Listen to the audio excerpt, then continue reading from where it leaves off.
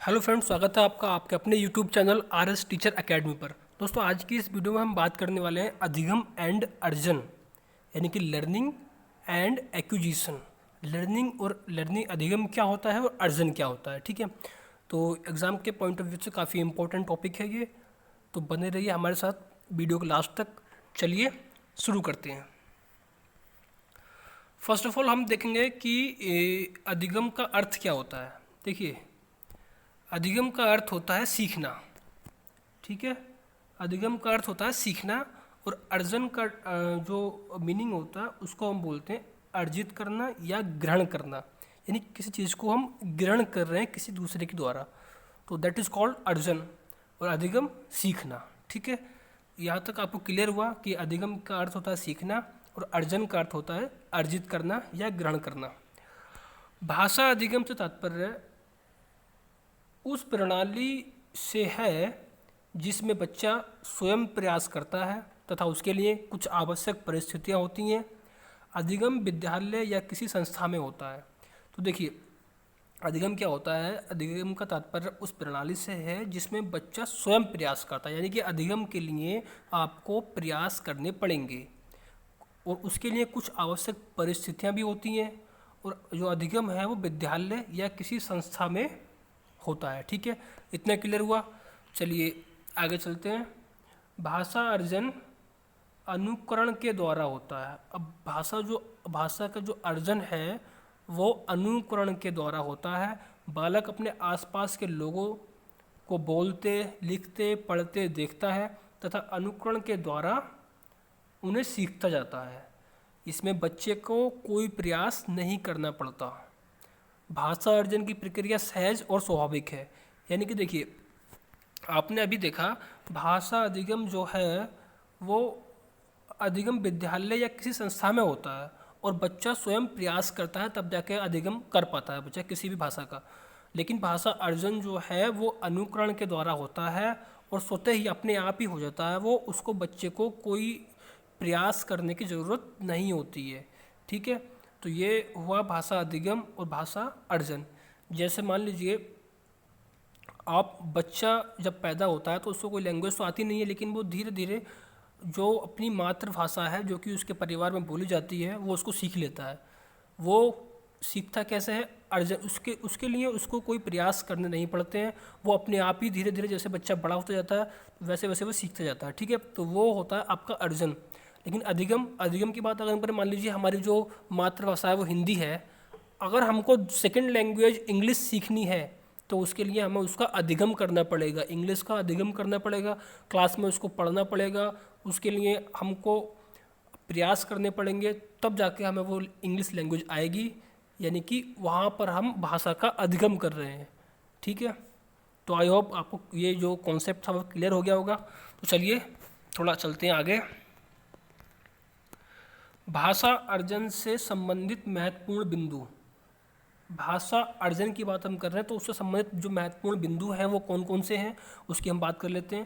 पहला है, भाषा अर्जन मुख्यतः मातृभाषा का होता है। देखिए, मैंने पहले ही कहा कि भाषा का जो अर्जन है वो मुख्यतः मातृभाषा का होता है, अर्थात मातृभाषा अर्जित की जाती है, ना कि सीखी जाती है। अब देखिए, बच्चा जब घर में पैदा होता है, जैसे मैंने पहले आपको बताया कि बच्चा जो परिवार में जो भाषा बोली जाती है उसको वो अपने आप ही सीख लेता है। उसके लिए उसको कोई प्रयास करने की ज़रूरत नहीं पड़ती है। तो वो है आपका भाषा अर्जन। ये होती है आपकी जो भाषा अर्जन है मुख्यतः किसका होता है, मातृभाषा का होता है।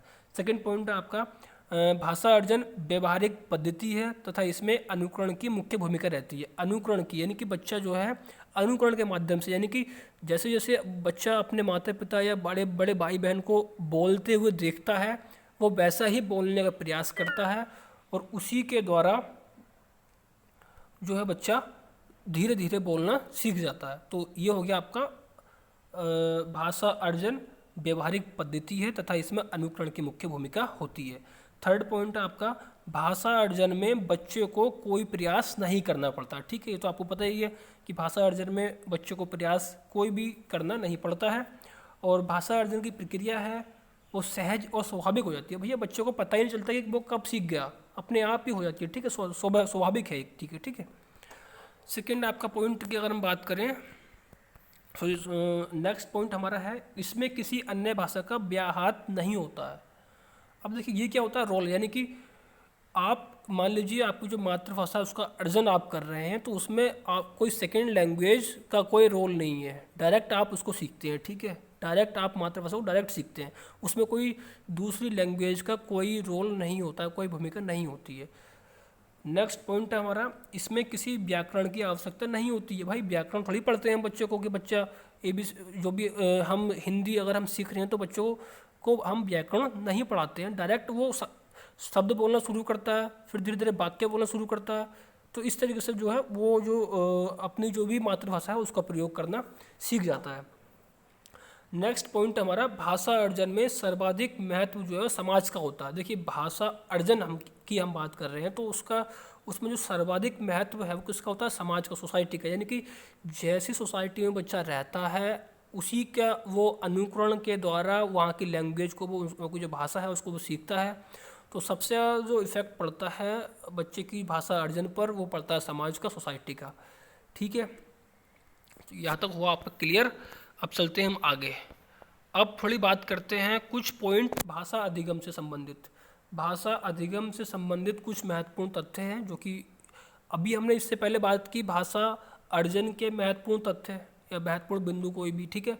अब हम बात कर रहे हैं भाषा अधिगम से संबंधित तथ्य कौन कौन से हो सकते हैं। देखिए भाषा अधिगम औपचारिक शिक्षा के द्वारा किया जाता है, यानी कि भाषा का अधिगम हम कर रहे हैं। जैसे कि आप की मातृभाषा हिंदी है और आप इंग्लिश सीख रहे हैं तो उसके लिए आपको औपचारिक शिक्षा की ज़रूरत पड़ेगी, यानी कि फॉर्मल एजुकेशन आपको लेनी पड़ेगी, ठीक है।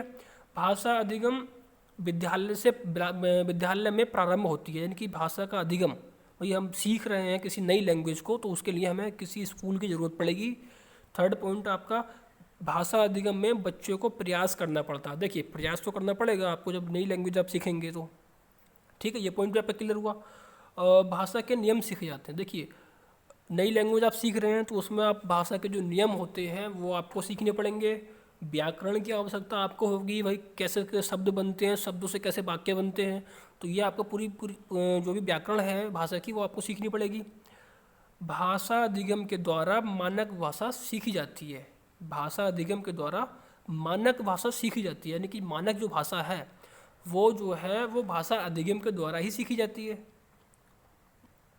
नेक्स्ट पॉइंट आपका है, भाषा अधिगम में विद्यालय, शिक्षक, पाठ्यक्रम, पाठ्यपुस्तकें, शिक्षण पद्धतियाँ आदि की भूमिका रहती है। देखिए भाषा अधिगम की हम बात कर रहे हैं तो भाषा अधिगम में जो भूमिका रहती है वो किसकी रहती है, तो शिक्षक की, क्योंकि आप स्कूल में जाएंगे भाषा अधिगम के लिए तो शिक्षक, विद्यालय, पाठ्यक्रम, अब उस जो भी हम लैंग्वेज सीखेंगे तो उसका एक अपना पाठ्यक्रम होगा, उसकी पाठ्यपुस्तकें होंगी और फिर शिक्षण पद्धति होगी कि किस जो शिक्षण करने का तरीका क्या है वो सारा होगा। तो उसमें जो महत्वपूर्ण भूमिका आपकी भाषा अधिगम में होती है तो इन सभी चीज़ों की महत्वपूर्ण भूमिका होती है। जबकि भाषा अर्जन में जो महत्वपूर्ण भूमिका किसकी होती है, समाज की, सोसाइटी की होती है, ठीक है। तो ये आपको क्लियर हो गया होगा। चलिए अब थोड़ा सा देखते हैं भाषा से संबंधित कुछ मनोवैज्ञानिकों के तथ्य है। भाई कुछ मनोवैज्ञानिक हैं जिन्होंने भाषा से संबंधित कुछ अपने अपने थ्योरीज दिए या अपने अपने सिद्धांत दिए हैं, तो उसको हम पढ़ लेते हैं। पावलाव और स्किनर ने क्या कहा है, नकल व रटने से भाषा की क्षमता प्राप्त होती है। नकल व रटने से भाषा की क्षमता प्राप्त होती है, यानी कि भाषा जितनी आप नकल करोगे भाषा की, जितना आप रटोगे उतनी आपकी जो क्षमता है भाषा की वो आपकी प्राप्त होगी, ठीक है। चॉम्स्की के अनुसार क्या है, बच्चों में भाषा अर्जन की क्षमता जन्मजात होती है, यानी कि भाषा अर्जन की बात हम कर रहे हैं, ठीक है। तो भाषा अर्जन की जो क्षमता है वो जन्म से ही होती है बच्चे के अंदर, ठीक है। थर्ड आपका पियाजे के अनुसार भाषा अन्य संज्ञानात्मक तंत्रों की भांति परिवेश के साथ अंतःक्रिया के माध्यम से विकसित होती है, यानी कि परिवेश के साथ संज्ञानात्मक तंत्रों की भांति परिवेश के साथ अंतःक्रिया के माध्यम से ही विकसित होती है, ये कहा है पियाजे ने, ठीक है। नेक्स्ट आपका है वाइगोत्स्की, तो उन्होंने कहा है कि बच्चे की भाषा समाज के साथ संपर्क का ही परिणाम है। जो बच्चे की भाषा है, जैसी भाषा वो बोल रहा है बच्चा आज के डेट में, वो क्या है, समाज के साथ संपर्क का ही परिणाम है। जैसा और उसकी सोसाइटी थी आसपास की, तो उसी के अनुसार उसकी जो भाषा है वो भी वैसी ही होगी। तो भाषा जो होती है वो समाज के साथ संपर्क का परिणाम होती है, ठीक है। तो ये कुछ पॉइंट, कुछ मनोवैज्ञानिकों के तथ्य थे भाषा के संदर्भ में, ठीक है। अब हम बात करते हैं कुछ महत्वपूर्ण बिंदु जो कि एग्ज़ाम के पॉइंट ऑफ व्यू से काफ़ी इंपॉर्टेंट है, क्योंकि यहीं से क्वेश्चंस आपके पूछे जाते हैं एग्ज़ाम के अंदर, ठीक है।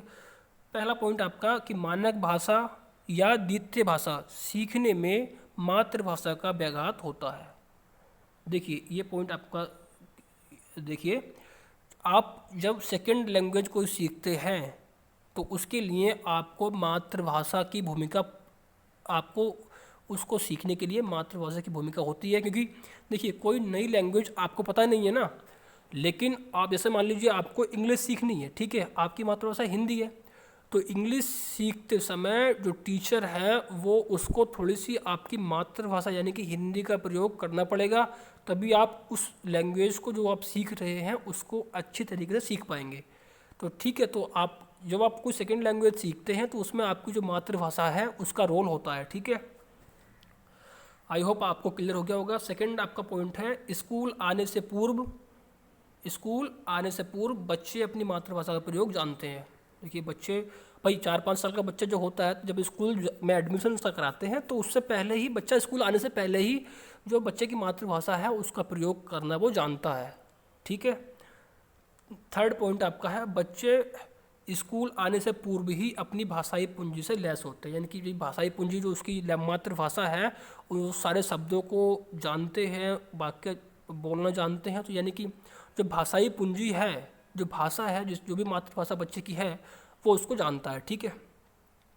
गृह कार्य बच्चे के सीखने को विस्तार देता है। जो गृह कार्य आपको, जो बच्चों को हम गृह कार्य होमवर्क देते हैं तो उससे क्या होता है, बच्चे को सीखने को विस्तार थोड़ा मिलता है, ठीक है।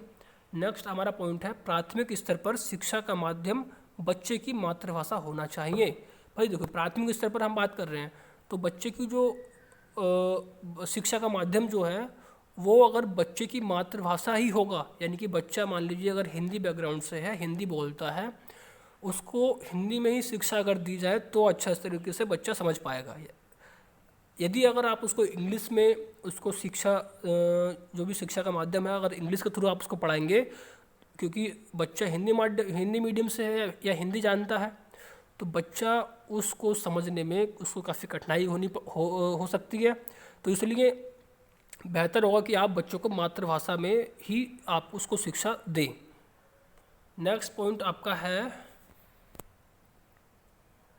प्राथमिक स्तर पर बच्चों को भाषा सिखाने का मुख्य उद्देश्य यह होता है कि बच्चा जीवन की विभिन्न परिस्थितियों में भाषा का प्रयोग कर पाए।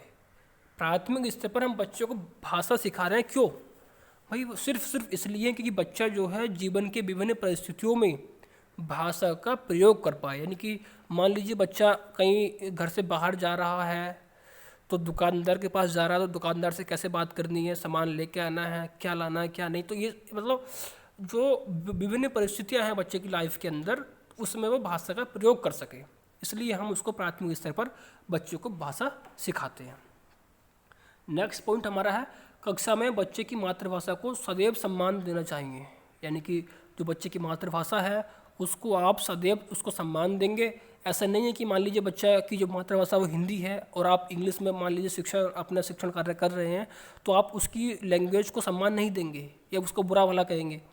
ऐसा करने से बच्चा थोड़ा सा उदास हो सकता है। तो इसलिए आप उसको जो भी उसकी मातृभाषा है उसको आप सम्मान देंगे और कोशिश करेंगे कि बच्चे की जो मातृभाषा है उसी में उसको शिक्षा दी जाए। सेकंड पॉइंट आपका, नेक्स्ट पॉइंट है आपका कि कक्षा में भाषा की विविधता संसाधन के रूप में कार्य करती है। इसका मतलब क्या है? देखिए बच्चा जब क्लास होती है, क्लास में अलग अलग जाति के अलग अलग स्थानों से लोग आते हैं, तो उनकी लैंग्वेज भी उनकी लैंग्वेज भी अलग होती है। किसी की हिंदी, किसी की पंजाबी, किसी की गुजराती। तो इस तरीके से जो क्लास के अंदर कई सारे लैंग्वेज के बच्चे होते हैं जिनकी मातृभाषा अलग अलग होती है, तो वो एक प्रॉब्लम नहीं है, वो एक संसाधन है। क्योंकि सारे बच्चे जो है अलग अलग भाषाओं के बारे में उनको शब्द भंडार में वृद्धि होगी, अलग अलग भाषाओं के बारे में जानेंगे समझेंगे, तो उससे उनका एक विकास होगा। भाषा के जो भी अलग भाषाएं हैं तो उनका भी कहीं ना कहीं बच्चों को नॉलेज प्राप्त होगी। तो इसलिए जो भाषा विविधता है वो संसाधन के रूप में कार्य करती है। नेक्स्ट पॉइंट हमारा है, प्राथमिक स्तर में बच्चे को भाषा प्रयोग के अधिक से अधिक अवसर देने चाहिए। यह भाषा शिक्षण के लिए सबसे अधिक आवश्यक होता है। यानी कि प्राथमिक स्तर पर बच्चे को आप भाषा प्रयोग के यानी कि भाषा प्रयोग के उसको भाषा बोलने के अवसर दिए जाए जितने भी हो सकें। उससे क्या होगा, और ये ऐसा करना क्या है, ये भाषा शिक्षण के लिए सबसे अधिक आवश्यक होता है। यदि आप भाषा सीख रहे हैं तो उसमें सबसे अधिक अवसर दिए जाए आपको बोलने के, तो उससे आपका जो भाषा शिक्षण भाषा का विकास है वो अधिक होगा। ठीक है, तो आई होप आपको ये वीडियो अच्छी लगी होगी। इस वीडियो में सिर्फ इतना ही। Thank you for watching. अगर आपको ये वीडियो पसंद आई हो तो कृपया वीडियो को लाइक कर दें। यदि आप चैनल पर नए हैं तो चैनल को सब्सक्राइब कर लें। ठीक है, तो मिलते हैं एक नई वीडियो में एक नए टॉपिक के साथ। तब तक के लिए नमस्कार, जय हिंद, जय भारत।